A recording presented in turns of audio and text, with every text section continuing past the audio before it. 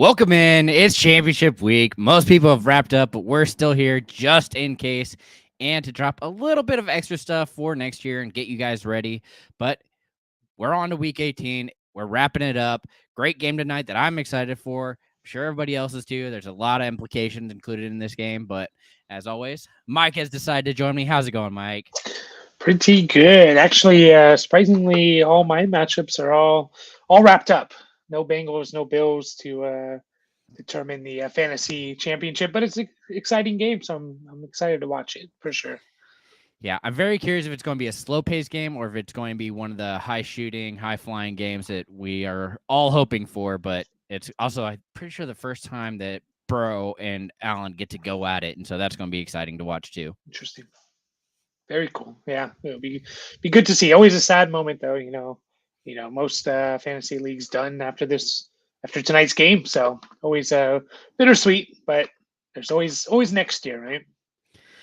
Yeah. And if you're like me and still have a 2 week finals, so I have week 1 down in my championship, so I have one more week to go, but they have Mixon going tonight, but I still have to play into next week, which is going to make this even more interesting. We'll start with quarterbacks like we always do and some great streamers for you. Not shocking, but I'm still going back to the well here with Mike White. I mean, I know he had a bad week. He didn't look great. It did look like he was a little bit impacted, but even Garrett Wilson, who saw 11 targets, only caught 3 of them. So that's a little frustrating.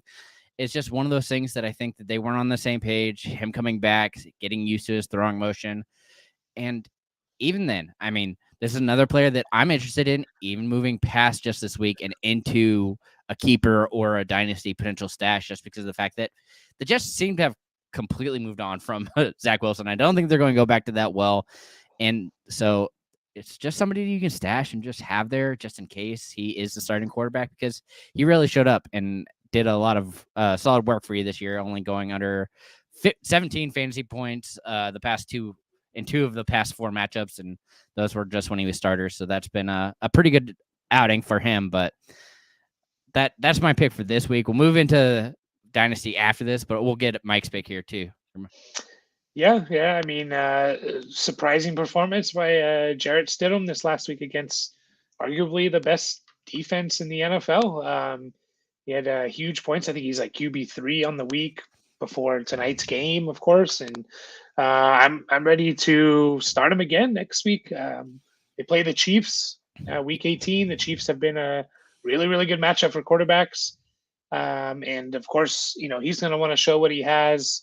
I think the Chiefs will be playing for some. I think most teams are playing for something going into Week 18, if I'm correct. So they have that, but still, the Chiefs I think are 30th against quarterbacks on the year. So I'm starting Jarrett Stidham again if I need to stream a quarterback this week. And like you mentioned with Mike White, there's some dynasty superflex intrigue for Stidham. Whenever there's a younger quarterback getting a start, I always like to try and pick him up, and because who knows? I did it with Brock Purdy, and that's looking pretty good right now for the potential future. Yeah, and clearly we have a reminder. Make sure if you are a patron, vote on our Patreon. I mean, we have end of show awards going up. It will definitely we're going to bring it back up on Thursday. It'll be all we talk about probably, and maybe get some start sit questions in. We'll see. I'm just excited to have a bunch of people out for that, and I think that you have to make sure that you get out and vote for sure on that, because there's some good options, and I'm very curious to see what everybody decides is their picks for this year, because some of them are interesting for sure. But we'll move into Dynasty and kind of keeper stashes, and one of my favorites is actually Jimmy Garoppolo. He will be a free agent. It is restricted because he did have that deal, but they could easily trade him. And I think now that they've seen him again show up and compete and be an awesome quarterback, I think that there is definitely going to be some intrigue. I mean, the Colts are probably going to be looking for another old quarterback to sign, so that would be one of the options for them. And then outside of that, I mean, Jets also, that's one that I'm nervous about for Mike White. Commanders, there's a lot of options there that they could easily get Jimmy Garoppolo for, and so I'm interested in that. And then on that same note, I guess Trey Lance, who has been on IR, a lot of people have just dropped him. He's very widely available, and it's just so much potential. If I think a whole nother year learning to follow that clipboard, learning to progress through plays, seeing another quarterback, especially in third stringer come in and have a lot of success could definitely put a lot of issues onto that as well. And it's just impressive to me to see how they've been doing it. But do you have somebody that you're more interested in? Yeah, and specifically more in the dynasty world rather than the keeper.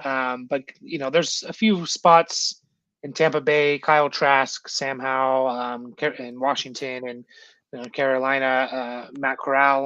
These are all guys that could possibly be this. There's some question marks with their starters there, with Brady, with Wentz and Heineke.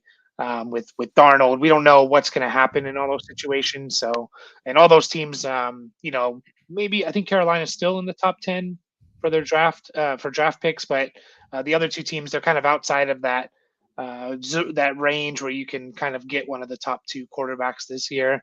And so, a lot can happen, a lot can change. Free agencies and trades are kind of crazy these days, but whenever there's an opportunity to stash a quarterback that could possibly be a starter next year, especially in super flex leagues, I always got to have them on my team. So those are three that, who knows? They're all young. We don't really know what we have with them. So they could be the starters for their respective teams going into 2023. Yeah, and I guess some other names to kind of keep an eye on. I mean, speaking of teams that are potentially on the lookout or people on the move, you brought up Tom Brady. That's another one that he is on his final year of the contract. He can easily move. If he does, it's probably to a better offense. Oh, man.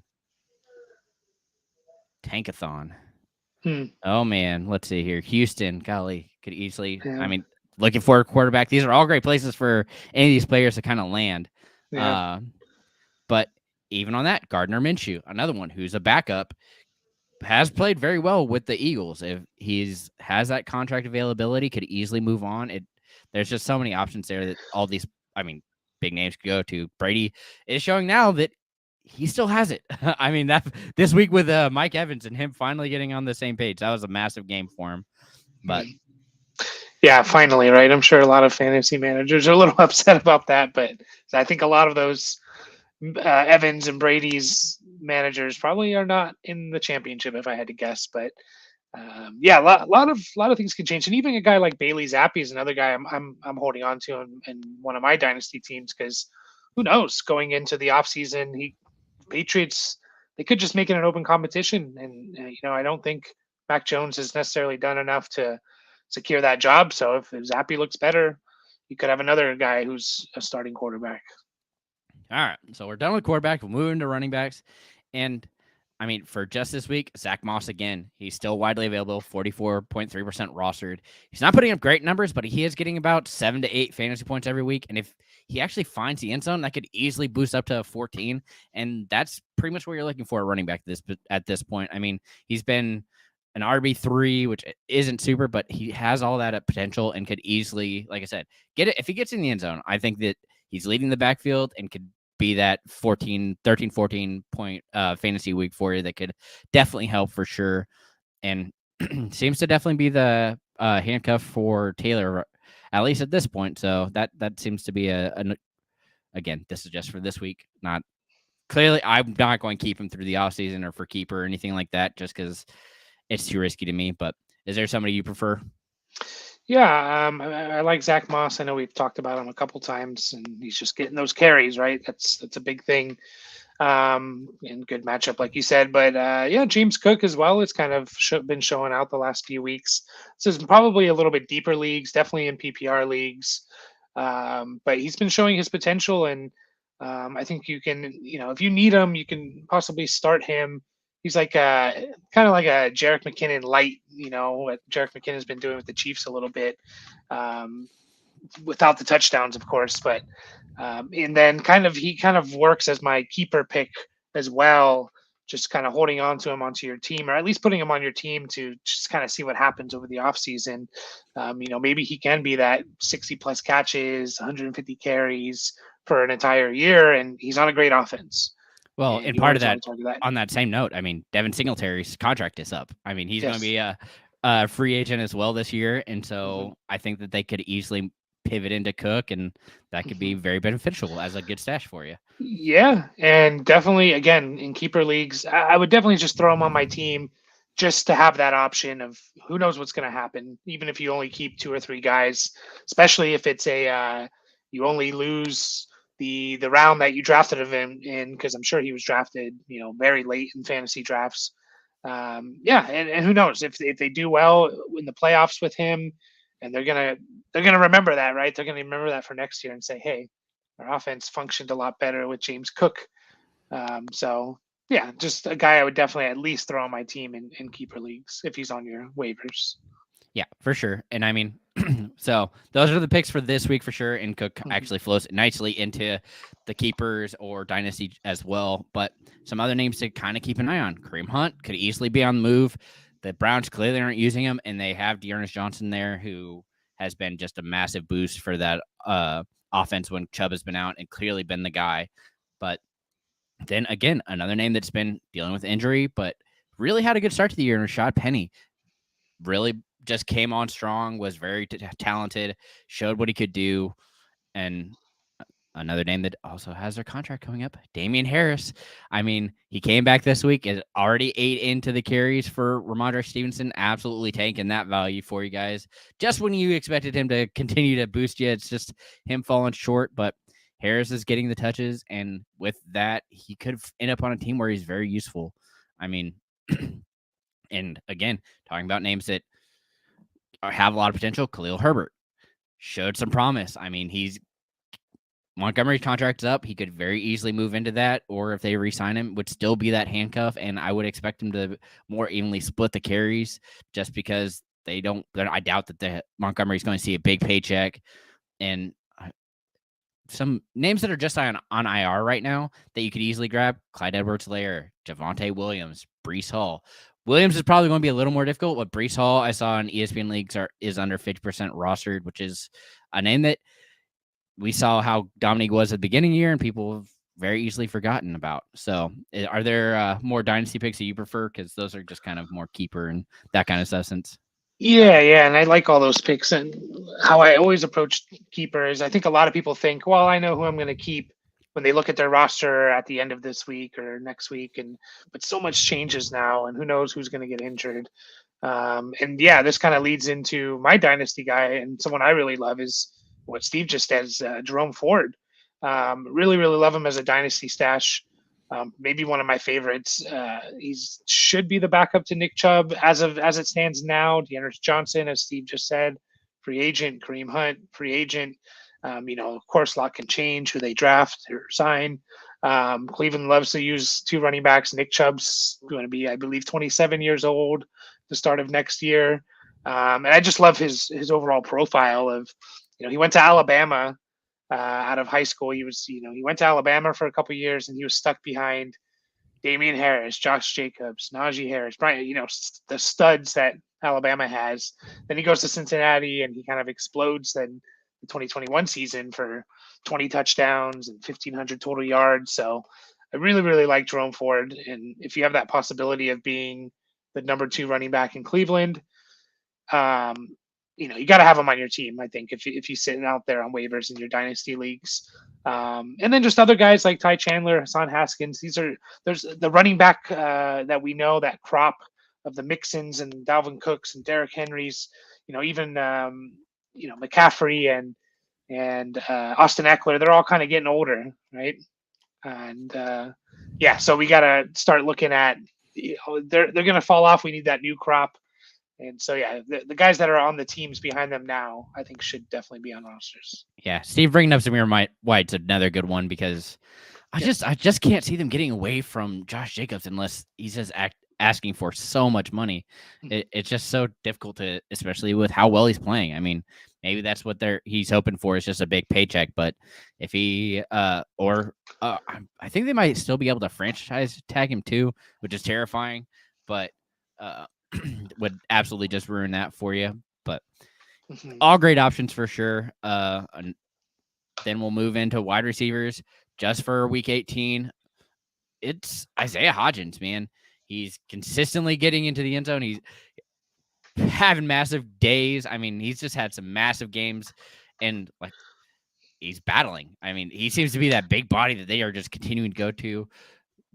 over the past 3 weeks, wide receiver 15. Jones likes him, and he's only had 1 week under those 15 fantasy points. And it was his week 15 versus Commanders, 7.7. Outside of that, week 16, 22.9, week 17, 14.2. Massive weeks. He's getting big plays and is just absolutely creating a bunch of havoc for that team and really just separating. And the fact that he's so widely available is impressive. And on that same note, a guy that had a down week this past week, Jahan Dotson, he's wide receiver 13 over the past 3 weeks.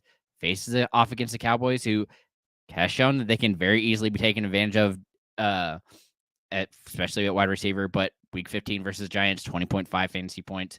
Week 16 versus the 49ers, 19.6. And then this past week versus the Browns, 6.7.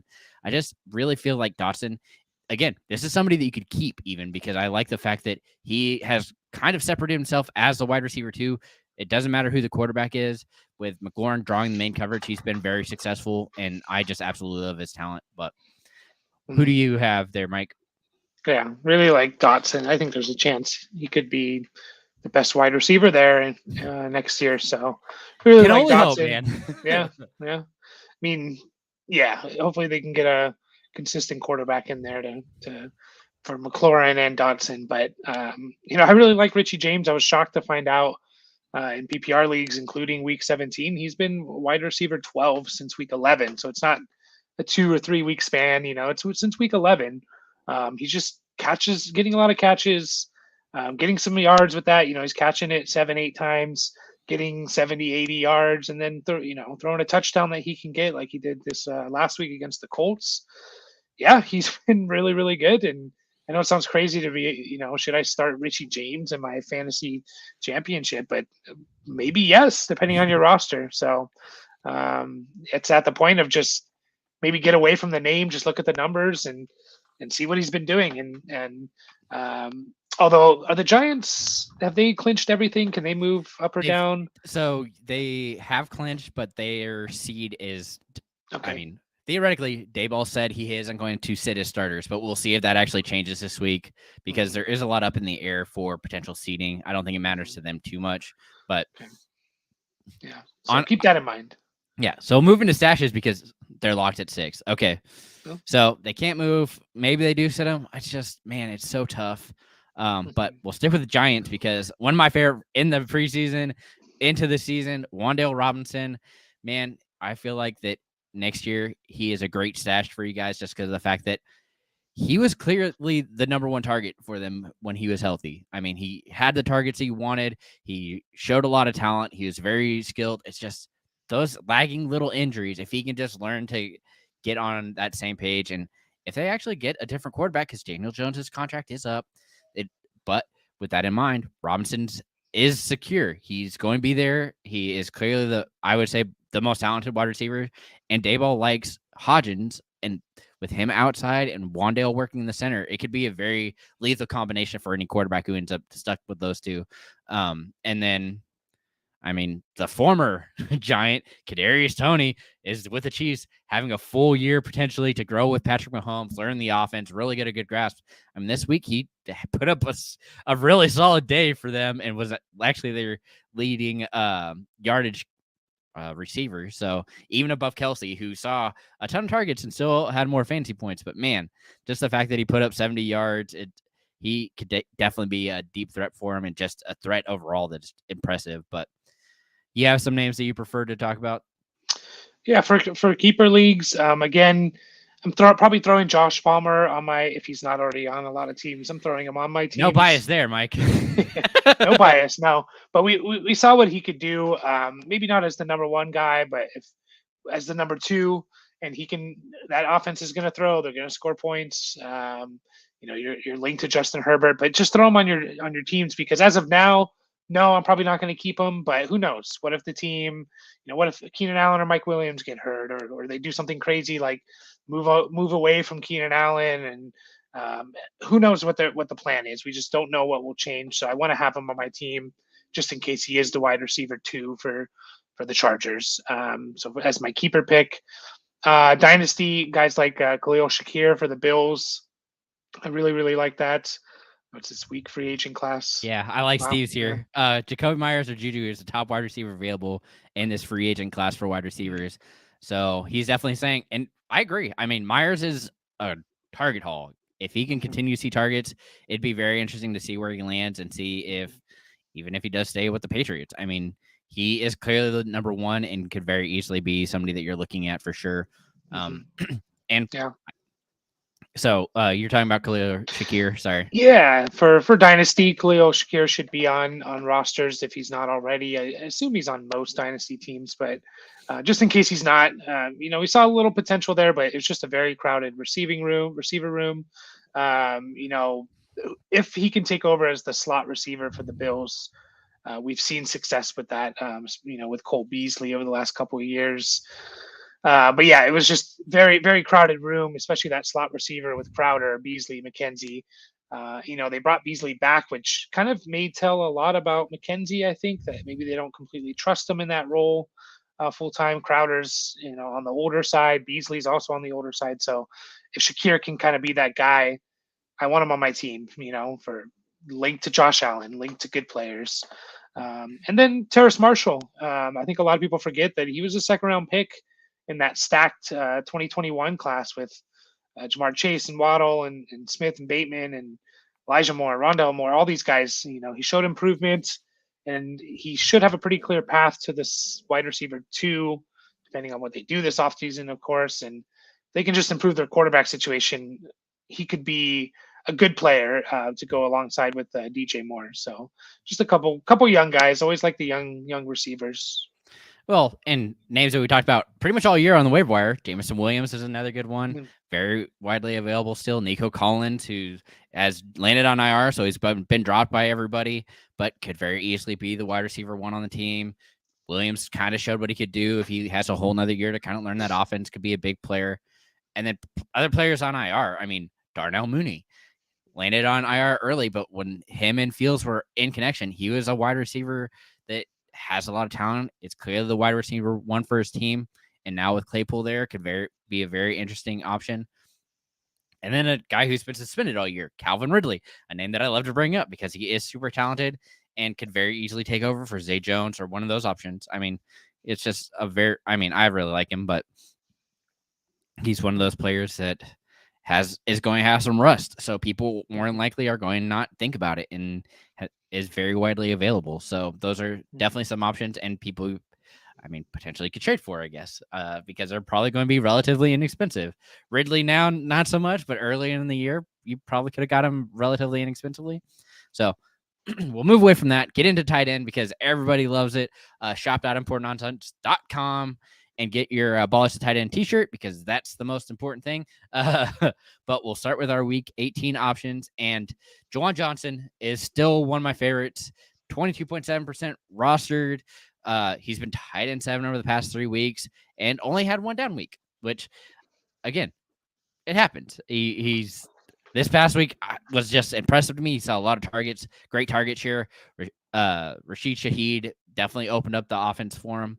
And with Olave also there, it's very much opening up the center of the field for Juwan for sure. Week 15 versus the Falcons, 22.7. Week 16 versus the Browns, 1.9. And then week 17 versus Eagles, 11.2 fantasy points. All really solid options. And I think that this week he has a good matchup, and it's hard to get away from him. I mean, the fact that now Olave is also going to be healthy, and they're using both him and Rashid Shaheed on the other side, it could very much open up that offense a whole lot more and be even more impressive. So, is there a tight end you like, Mike? Yeah, the guy we've been hearing about all year, Tyler Conklin. He did it again with 6 catches, 80 yards. That's really good for a tight end. That was with Mike White in week 17. Mike White should be starting again, and they play Miami. And they Jets have something to play for, Yep. So they play Miami, and Miami's 30th against tight ends. Really, really good matchup. And so I wouldn't be surprised if he does another 6 for 80 and gets you 14, 15 PPR points. Yeah, that's absolutely what you're looking for. So great options there. And then talking about top free agents at tight end: Evan Ingram, Dalton Schultz, Robert Tonyan, Mike Gesicki, and Irv Smith. And Mike is Pretty my good class. go-to. Yeah, I absolutely love Mike just because of the fact that they have both Hill and Waddle now. He isn't being used. They much rather bring somebody in who can be a better blocking tight end and let Gesicki really run loose. That's one of the reasons I was really excited for him. Evan Ingram, again, is a name that I've been excited for this year since he just smoked Dan Arnold. That was the only hope I had. I was like, man, Dan Arnold's going to be just a beast. But nope, Evan Ingram came in and just has been on top of the world. He's been rolling so well with this offense. And if he's extended with the Jaguars or gets a new contract somewhere else and they decide to throw to him, he's going to be a good option. And a name that I brought up a couple weeks ago, Jelani Woods. I mean, the dude's a beast. He's so big. He's so talented. He's really extending the field. It's crazy to see that a tight end like that. He's very unique. It's a much better Mo Alley Cox, in my opinion. But it's one of the young things he's going to have to learn and kind of grow, and could very easily be somebody that you're looking for. So, go into Dynasty, Mike. Let's hear your tight end here. It's the guy you guys know. I've liked him for a long time. Chig Okonkwo. I liked him in college. Wrote about him when we were doing the off-season stuff, and he's looked good this year. There was a stretch there from week 9 to week 15 where he was tight end 10, which is really good for rookie tight ends. He's number 1 in tight ends that qualify for yards per route run, which is usually a pretty good metric to measure fantasy success. And if you look at the other 4 in the top 5, it's Kelsey, Andrews, Goddard, Kittle, and Freiermuth are tied for 5th. So all those names are the best tight end in the league. And if you look at it year by year, yards per route run for tight ends is usually pretty good. And Chig Okonkwo is number 1 this year. Obviously smaller sample size, but he's a young athletic tight end. That's what I like to have when I'm looking for these dynasty guys. And Tennessee, they have some history there of using tight ends, and we'll see what happens there if they move on from Tannehill or not, or quarterback could be an issue for them this next year. But definitely, I'm throwing them on my team, and I did in all my dynasty teams several weeks ago. Well, and I'm pretty sure Austin Hooper, who's the other tight end on the team, is also a free agent this year, so that's going to be another great potential option for him to be kind of opened up. And then a tight end on IR that has been probably widely dropped and available, Kyle Pitts. I mean, Ritter's really been moving the ball well. If they actually have officially moved on from Marcus Mariota, another year of learning the offense, another year of hopefully getting into your best 2 players. And, even now 3. Algiers looks excellent too, but having Algier, London, and Pitts all running in that offense with Ritter under center seems to be a pretty viable option. I'm very curious to see if they end up changing how that offense runs with them. But I like that. I'm excited already about how far Kyle Pitts is going to fall, so I can scoop him up because I'm going to buy back into it again. We're ready to get hurt again. I'm ready to be hurt again. I can tell. Exactly. But all right, so that'll wrap up our tight ends, and we'll move into defenses, which is just for this week because there's no reason to hold a defense through an offseason, but in really any format. But we'll get our defenses on the roll here, and it's Jaguars, 47% rostered. Man, they're just so good. They are fighting for something. It's between, I think, the 6th and 7th seed that they're fighting between. AFC is completely wide open. It's bananas. But if they have something to fight for. But even then, over the past 4 weeks, they haven't been under double-digit fantasy points. Week 14 versus Titans, 11. Week 15 versus Cowboys, 11. Week 16 versus the Jets, 13. And this past week versus the Texans, 16 fantasy points. They've just been absolutely rolling, and they don't seem to be wanting to stop. I mean, they can't not be stopped. It's impressive. They've been doing a great job. They've really stepped up. This team is looking very scary. I am nervous if the Chargers have to face them in the playoffs. I'm not looking forward to it whatsoever, but it's between them and the Bengals, and it's going to be terrifying to see either way. And then the other option that I'm interested in is the Saints, 44.4% rostered, talking about the 6th best D over the past 3 weeks. Man, it's impressive. Team continues to roll. And they just got Lattimore. I mean, he's back. He looked very good this past week. Week 15 versus the Falcons, 6 fantasy points. Week 16 versus the Browns, 9 fantasy points. And week 17, this past week versus the Eagles with Lattimore back, 17 fantasy points. Talking about shocking everybody.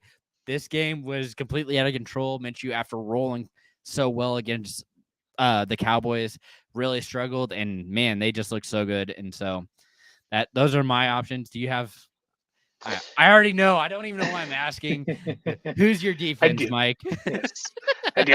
I think Jacksonville would be my number one, just because of everything you said, and the Joshua Dobbs matchup that they get against the Titans, and we know 100% for a fact they're going to be playing their starters because they need to win that division, right? So there's no questions there. But another team to throw out there, again, maybe my bias is showing, but the Chargers defense has been playing really, really well.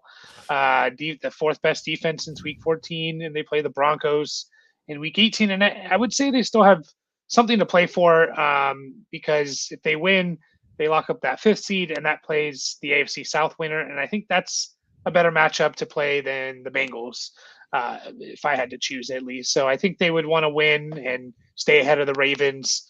So I would assume they're still going to start most of their guys, the guys that, obviously aren't injured or have any questions there. So Chargers defense against the Broncos, really good matchup. Get some turnovers and some sacks. So, but I think Jacksonville would be number one on my list this week. Yeah, I'm hoping that James can come back. That'll be another boost to the offense or the defense. And Joey Bosa coming back had some effect last week. So hopefully they continue to play well and get healthy and get back, knock that rust off, make sure they're all good to go. But those are some great options. And Packers defense has been really good the past 4 games. Yeah, Jair Alexander-Polo has just been, man, the fact that he was able to do that to Justin Jefferson, talk about ruining my fantasy day. Golly, man, it's been rough. That was a tough one for me, but he's also been carrying me. So it's hard not to him grittying, I thought for sure, really good, but playing the Lions defense offense. Yeah, that's true too. Talking about a pretty impressive matchup, man. But at the same point, Goff has struggled on the road. So it's very confusing to kind of decipher what the Lions offense is going to do. And I'm very curious.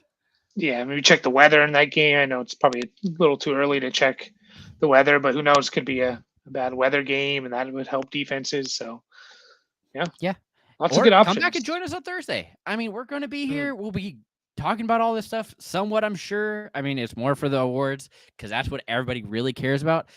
I'm not just going to be here just to be a pretty face, which I usually am. But, that's not how it's going to work on Thursday. We have a bunch of stuff going on. Make sure you go and vote on our Patreon for the end of year award show coming up on Thursday. We'll gladly go through all that stuff. But honestly, this show is here for you guys. I'm so thankful that you have decided to stick with us through forever. It feels like 14, 15 weeks of waiver wire and all this nonsense that we had rolling through. But honestly, it's one of my favorite things to try and get you guys rolling. And I really appreciate you, Mike, for helping out and sticking around. You have anything you want to promote before we get out of here and let's go watch this game? Yeah, game started, but I enjoyed it. I know it started 4 or 5 weeks in, but a lot of fun. Hopefully, we helped some of you guys out there to win your championships. If not, we'll get better and we'll help you next year. That's for sure. But keep refining the process. Yeah, exactly. But trade articles coming out as always mid-morning and Tuesday, and of course the Discord. Even though the fantasy seasons are over, for us, fantasy is an all year. We're always thinking about it, always talking about it. We'll start, mock drafts will start, I'm sure, in March or something ridiculous. And so join us in there just to talk fantasy with guys who love fantasy football. So hopefully we see you guys in there. Yeah, for sure.